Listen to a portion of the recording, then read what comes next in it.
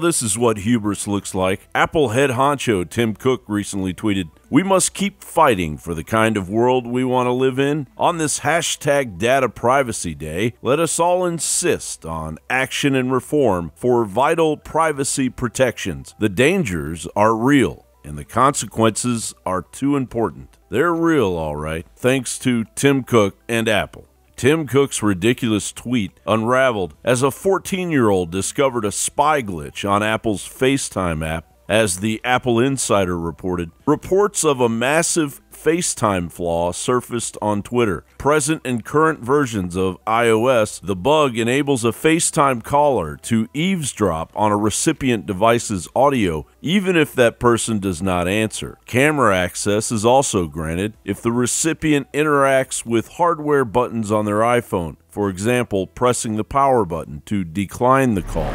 Perhaps most troubling was the relative ease at which the bug is exploited. A nefarious party simply calls another FaceTime user and manually adds the originating number to the call as a third party. Once added, audio from the recipient's device begins streaming without an indication that a call is live. As news of this glitch spread, Apple's earnings this quarter didn't meet expectations. The Motley Fool reported Huawei has displaced Apple as the second largest smartphone company globally, thanks to its strategy of offering feature-packed premium phones at lower price points when compared to Apple's lineup. Of course, Huawei has its own privacy issues. And if that wasn't enough to prove that privacy is dead on arrival, TechCrunch reports, desperate for data on its competitors, Facebook has been secretly paying people to install a Facebook Research VPN that lets the company suck in all of a user's phone and web activity. Meanwhile, as Reuters reported, a team of former U.S. government intelligence operatives working for the United Arab Emirates hacked into the iPhones of activists, diplomats, and rival foreign leaders with the help of a sophisticated spying tool called Karma, in a campaign that shows how potent cyber weapons are proliferating beyond the world's superpowers and into the hands of smaller nations. Tim Cook's high and mighty Twitter plea for privacy protection is a complete joke.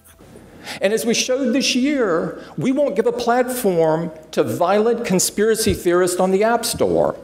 However, Apple is facing lawsuits from concerned citizens, as Apple Insider reported. According to court documents, Larry Williams II said an intrusion occurred as he was taking sworn testimony during a client deposition. It is presumed that Williams received a call as he conducted a deposition via FaceTime. But it appears that as the Department of Justice in Capitol Hill delivers swift penalties to China's invasion of privacy. First, I am announcing that a grand jury in Seattle has returned an indictment that alleges 10 federal crimes by 2 affiliates of telecommunications corporation Huawei Technologies.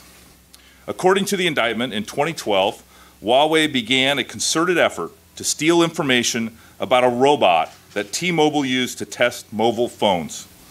In an effort to build their own robot, Huawei's engineers allegedly violated confidentiality and non-disclosure agreements with T-Mobile by secretly taking photos of the robot, measuring it, and even stealing it. Silicon Valley continues to violate not only our First Amendment rights, but our basic right to privacy with little repercussions other than David versus Goliath level lawsuits. Furthermore, this shows that totalitarianism isn't thousands of miles away in Asia. It's right here in the good old United States of America. John Bowne reporting.